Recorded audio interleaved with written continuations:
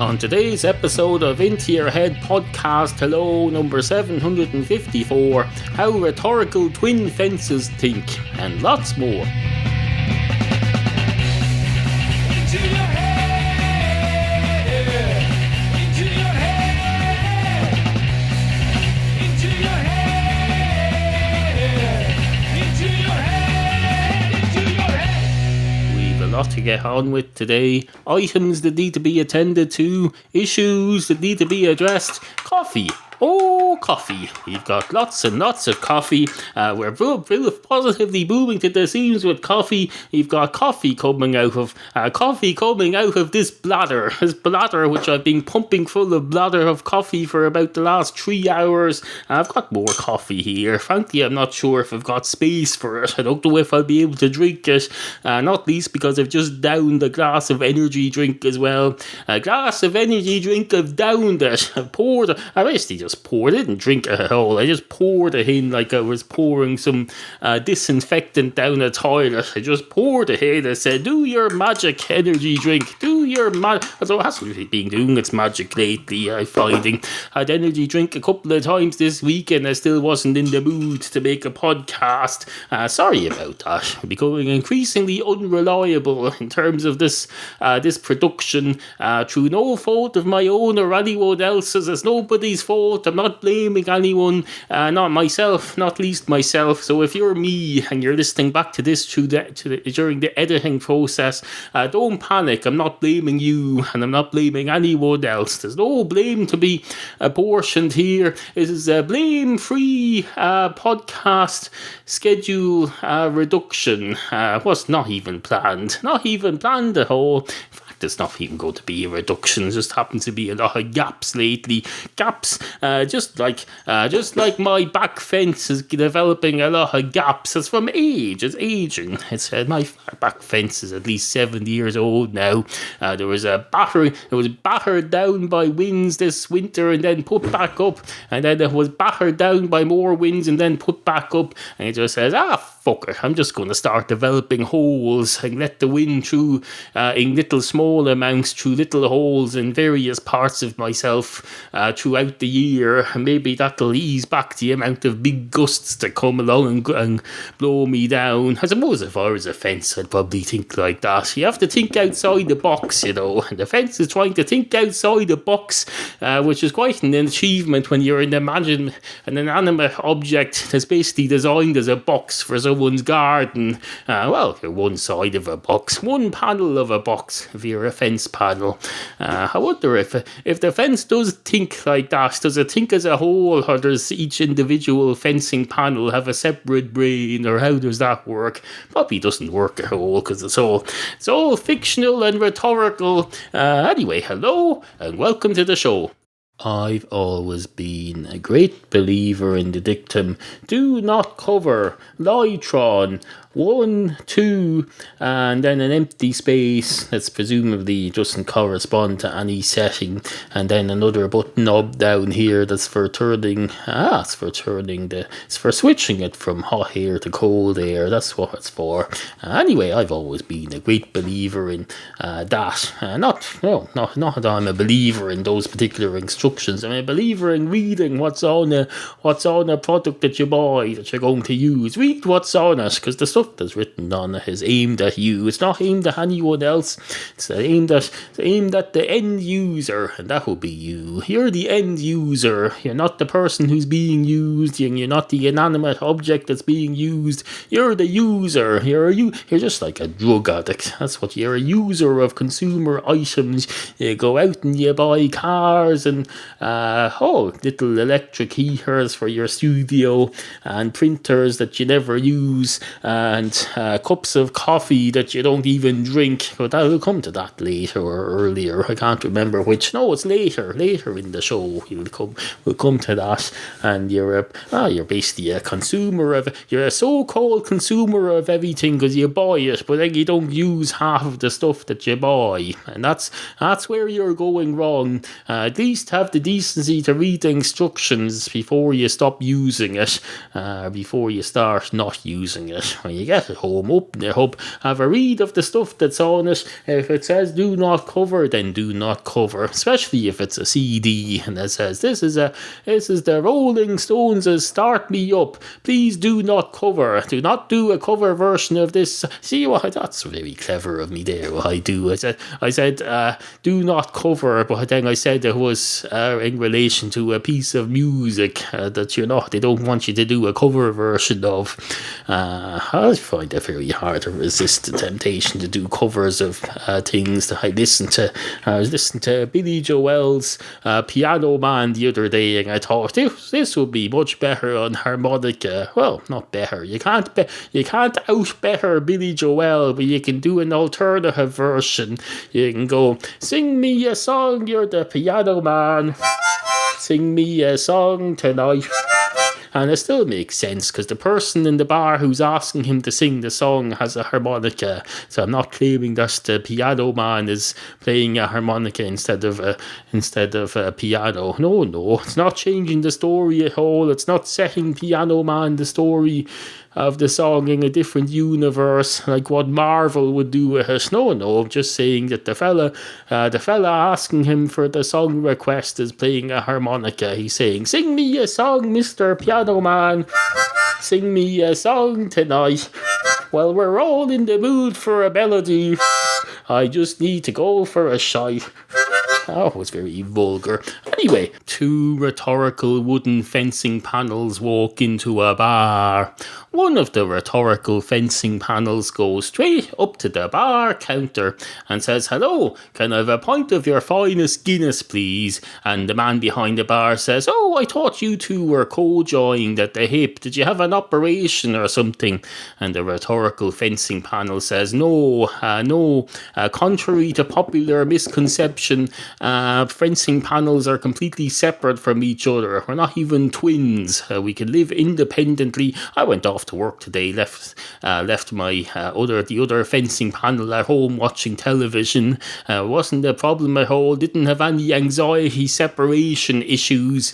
And the man behind the bar says, oh, that's interesting. That's very interesting indeed. And the fencing panel says, is it? Oh, I'm not used to being called interesting. I'm a fencing panel. And the man behind the bar says, oh, I wasn't saying that you were interesting. I was just saying that your attitude is interesting. By interesting, I don't mean absolutely fascinating. Don't get a swelled head. I'm just saying it's vaguely interesting in that it kept me listening for 20 seconds or so. Now, pint of my finest Guinness, is it? And the fencing panel says, yes, please. And the man behind the bar says, have you any idea what this stuff will do to your timber? Have you been treated in the last 5 years? And the fencing panel says, what do you mean, for alcoholism or for wood rot? And the man behind the bar says, don't get smart. Have you been varnished in the last 5 years? Have you been sprayed with some sort of protective coating? And the fencing panel says, no. Why? And the man behind the bar says, then I'm not going to pour Guinness all over you. It's for your own good. Give me your car keys. And the fencing panel says, I don't have car keys. Why in the name of Christ would I have car keys? And the man behind the bar says, exactly. Why in the name of Christ would you have car keys? You've no reason to have them, so give them to me. And the fencing panel says, okay, here you go. And he reaches out his hand with nothing in it and hands the nothing to the man behind the bar to humour him. And the man behind the bar says, oh, thank you very much, except you haven't handed me anything. What is this? Do you have an imaginary car or something? And the fencing panel says, yes, that's it. I have an imaginary car. In fact, it's a rental. I rent an imaginary car every now and then. I only need it for when I'm asleep dreaming. I rent an imaginary car to drive around in the dream world so I can see a bit more of it while I'm there for the short few hours every night when I'm in the dream world. And the man behind the bar says, oh, that's fascinating. fascinating. That's absolutely fascinating. There you go. Are you happy now? You've managed to fascinate me for 3 seconds. Only because I'm studying psychology by night. I'm interested in that sort of thing. And the fencing panel says, wait a minute, your day job is a barman. Surely that involves a lot of night work. How are you managing to go to college at night at the same time? Surely you'd go to a day course. And the barman says, you'd think that, wouldn't you? And the barman says, not only would I think that, I do think that. And the man behind the bar says, well, at least you have the courage of your convictions. Well, give me your proper keys now, or you'll end up with another type of conviction that'll destroy your career. And the wooden fence says, what does that mean? Would you ever go away with that, with your old crap, with your crippity croppity croppity crippity crippity crippity crippity crop? And the barman says, I don't know what he says. I stopped listening at that point. I lost interest myself. I stayed interested for about 4 minutes, but then I lost interest, so I don't know what happened after that. But I think enough happened for it to be a legitimate story, don't you? A talking fence, for Christ's sake. What more could you want? Anyway, on with the show. Now, I know what you're thinking there. You're thinking he's recording this on polling day for the local and European elections, and he's gotten through 4 minutes of talking about a fence without making any reference to sitting on the fence, as people usually do in relation to voting. I wonder, has he missed a trick there? Well, there's no trick to miss. There's no trick involved in restating something that everybody has said countless times through the centuries in parallel universe. So if he added up the number of people who have made the sitting on the fence remark in relation to elections and fences, usually just after talking about talking fence and just before talking about election day, that's when they work it in. If you added all those up, you get an infinite number, and if you have an infinite number, there's nowhere to put it, I can tell you. Not in a podcast that's made up of ones and zeros and digitally put up on the thing. You can't have anything infinite on the internet, no matter how big the internet may be. You put something that's infinite up there, and I can tell you, you think now you have problems, America, with your what you call it, that thing they're doing with the internet, where they're charging more for different kinds of sites or something. What's it called? You know that thing they're doing. Net neutrality. You think you have problems now with their lack of net neutrality coming. Try putting something infinite up there and then see what happens to your bills then. I can tell you. Netflix, put up something infinite on your site. Maybe I don't know, maybe an episode of House of Cards where the fella goes off into space to see how many corrupt things he can do in space, and he has an infinite amount of time to do it, and it's done in the style of 24 where it's in real time, so it's real infinite time. Put that up on your Netflix there and see what happens with your bandwidth. I can tell you, well, I can't tell you what will happen, but I can tell you with almost certainty that bad things will happen, and it won't be a straightforward process. I can tell you, you'll have to have your IT people on call basically 24 hours a day, 7 days a week, forever, and you'll be ringing them up every day saying there seems to be a problem. I have a lot of customers ringing up trying to watch this infinite episode of House of Cards, and they're saying they can't because they're going to die soon and it's going to run out unless you make it download faster and play it at double speed. That's how you'd watch it. You'd have to watch it at double speed. You'd have to at least double speed. If you want to watch something infinite, you'd have to watch it at double speed, so it only takes half of infinity to watch it. Is there such a thing as half of infinity? I don't know. Not a freaking mathematician. I'm just a philosopher. Harry Potter, he's a philosopher. Oh no, he wasn't a philosopher, but there was Harry Potter and the Philosopher's Stone, and even he didn't manage infinity because it was only called Harry Potter and the Philosopher's Stone in this part of the world. It was called something else in America. It was called Harry Potter and the Sorcerer or something. So they gave it a different name. They gave these books different names in different countries just so as not to offend people or whatever it is they do. You're listening to the Into Your Head podcast from Ireland with your humble proprietor, Neal.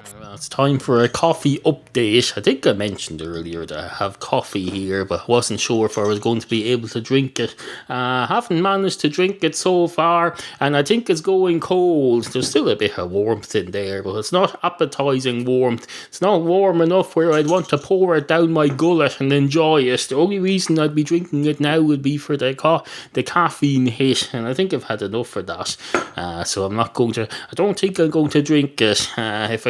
If we're going to drink something that tastes like crap because it's going cold, then I need to get some benefit from it. I won't get any benefit from this, except to maybe make me a fucking nervous wreck for the rest of the day. I'll be going around thinking, oh, I'm very on edge. I think I've drunk too much coffee. No, not coffee. Coffee or caffeine mixture. I suppose you could combine the two because you say it's coffee plus caffeine, so it's called caffeine. There you go, caffeine. That's a word for you. Well, we use that as the title of the show instead of how Netflix handles infinity, which I keep saying incorrectly. It's infinity, and I keep saying infinity. I don't know why. It's just how it comes out. What did I say? It was called Show 754 : caffeine. There we go. Or will I call it COUGHEINE? Not that there's any mention of coughing in this show, although there is now as I say this, but you know what I mean.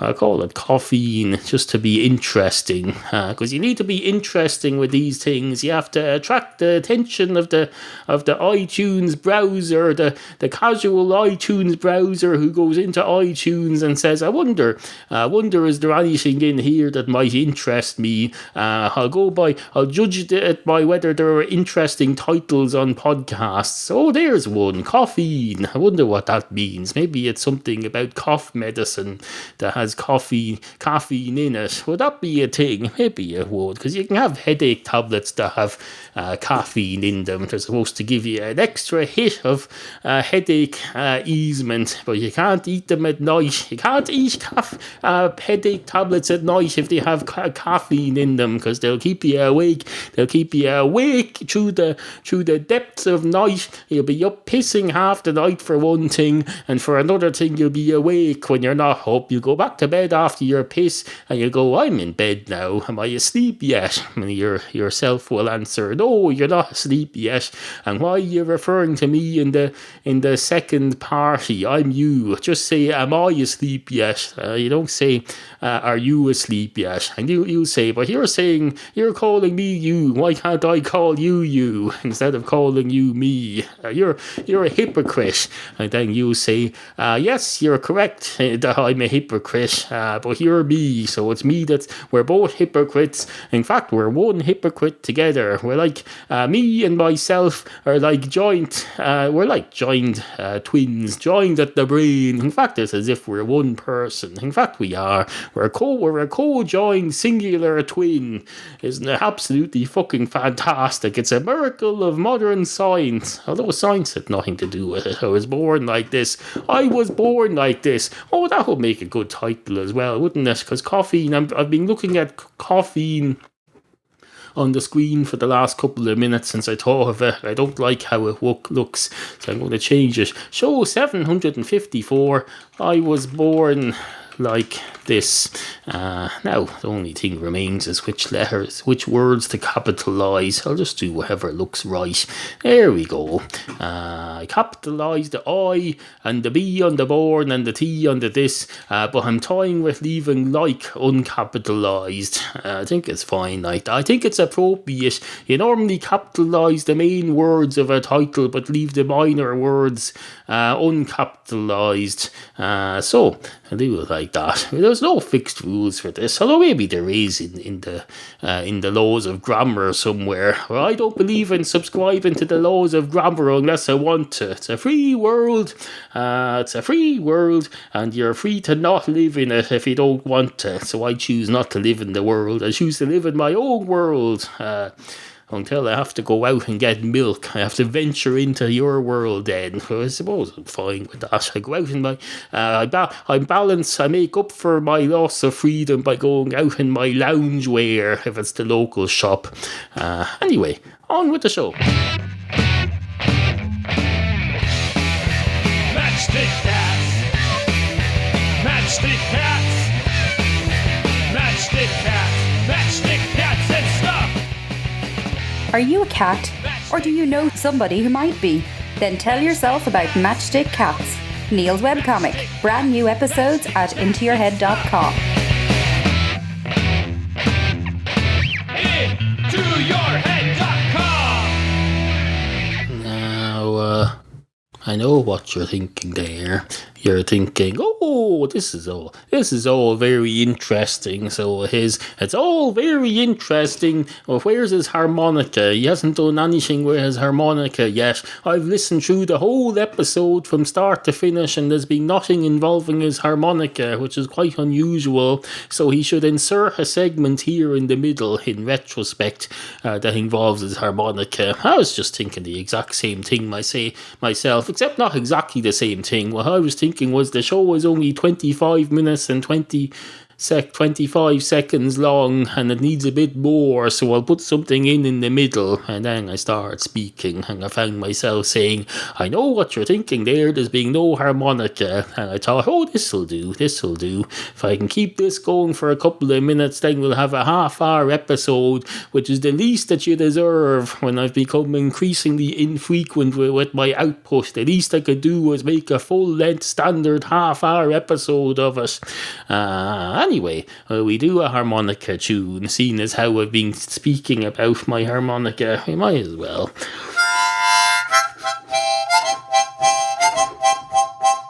Oh, harmonica. Oh, harmonica. This is my harmonica. And this is my voice. And this is both of them together. I was saying this is both of them together, but I don't know if you could make out what I was saying.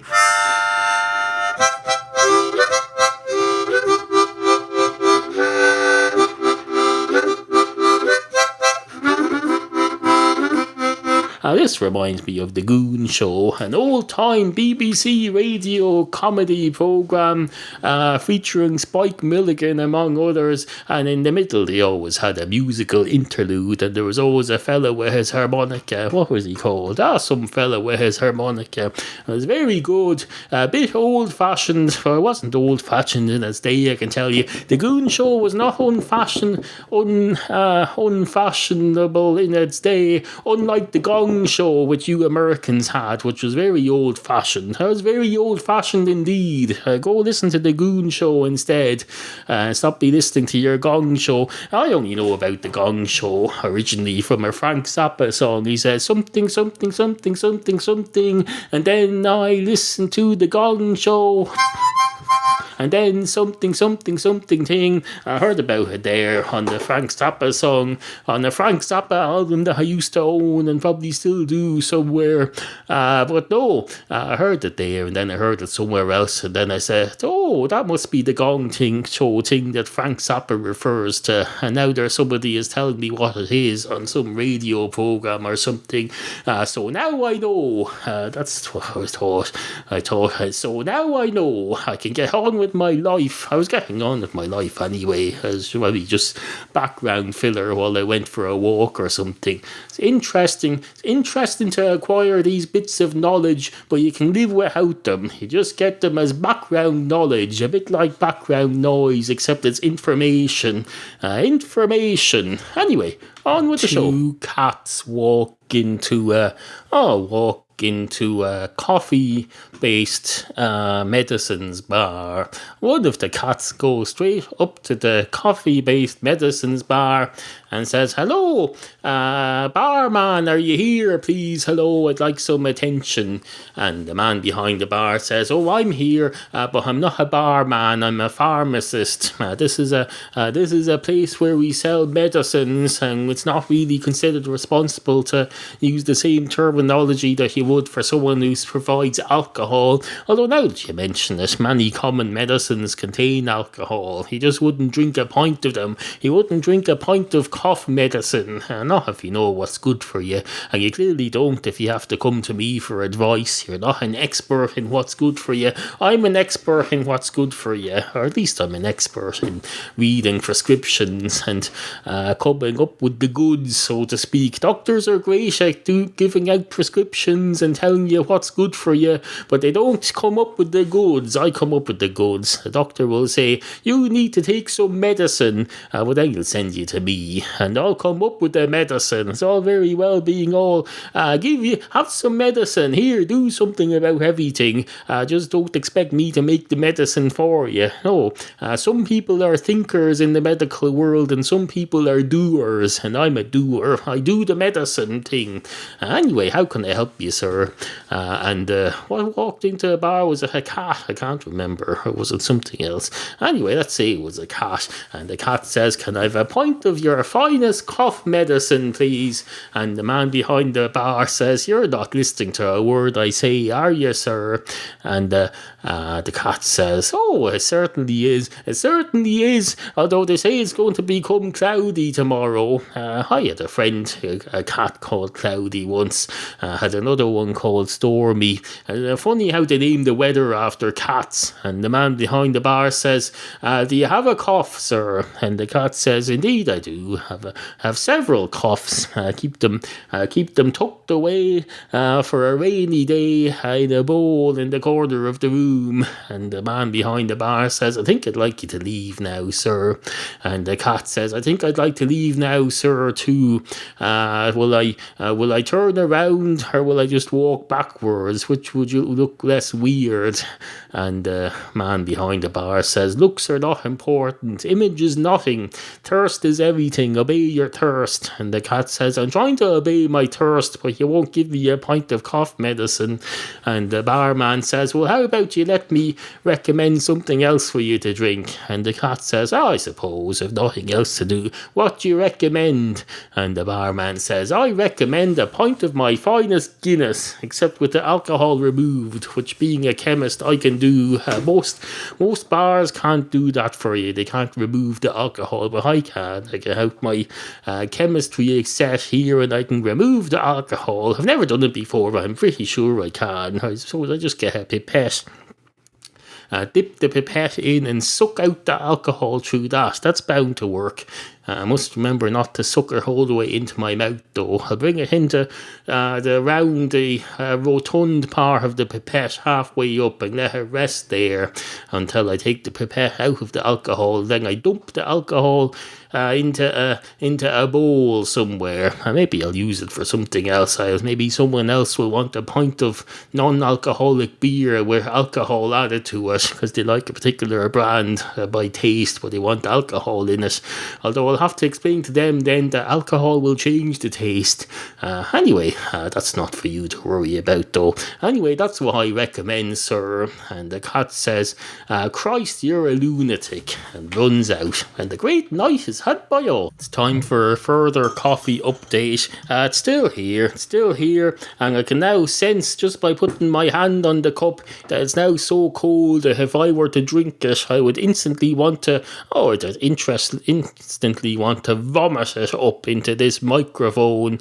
While that would make for very interesting listening, it would also destroy this microphone, which is not conducive to proper podcasting, if you ask me. You can't be going around puking up all over your equipment just to make content, because then you've nothing to scoop the content up with. You need a microphone to scoop the content up with, and that's what we're going to do. We're going to not puke over the microphone. That's I've decided now that's made an editorial decision not to cause myself to needlessly vomit over the equipment. I think that's reasonable. It's not for, well, maybe it's not reasonable, maybe it is. It's not for you to say. I make the editorial decisions around here. You can make the editorial decisions about your life. I'll make the editorial decisions about my podcast, and we'll all live, we're all going to get along just fine if we stay out of each other's hair. Give each other a bit of space. You give me a bit of space to do my podcast, I'll give you a bit of space to live your life. That's the deal. That's the deal that's on the table. You can like it or lump it. You can take it, or you can you shove it up your arse, which I would count as taking it, because you'd have to pick it up first and then shove it up your arse. Why would you do that? I don't know. If you don't want to take something and then you shove it up your arse instead, that's just turning it. That's just, instead of taking it orally, you're taking it, what do you call it? What's that thing they call when you take something, those medicines you take non-orally. So you're still taking it, you're just taking it in a less respectful way. I suppose you're making a point. So you're taking it under protest, that's what you're doing. Which you're perfectly free to do. Just be aware that you're still taking it. So suppository. That's what I was trying. That's the word I was trying to think of. Suppository. Would that make a good show title? No, not so. It would have to be something suppository, or suppository something. Let's see. What can we call it? Suppository. Suppository politics. No. Suppository philosophy. Suppository. So how about suppository? Yeah, there we go. It's a combination of suppository and the word suppose. So suppose. No, that just looks like I can't spell. That's no good. So suppository. Let's do a Google and see if no, it's not. Have I even got the word right now? Suppository, is that it? We'll find out. We'll find out on the internet. Search suppository. There we go. Oh, it is spelt the same way as suppose, except without the E. So there's still interesting, but no, it still needs more than that. There's urethral suppositories and vaginal suppositories and non-laxative rectal suppositories, and there's a section on Wikipedia called shape and insertion. Let's see, urethral suppositories. There we go. Will we call the show urethral suppositories? It might as well. Why not? Why not? You tell me why not, and I'll review my decision. But for now, we're going to call it urethral suppositories. There we go. Still think it needs more than that. That looks like I'm just trying to shock. Maybe I am. Let's see. Urethral suppository. Okay, urethral suppository theory. There we go. That's eye-catching, if nothing else. So we'll call the show that, and let's hope it attracts a bit of attention wherever I post it. Anyway, good morning.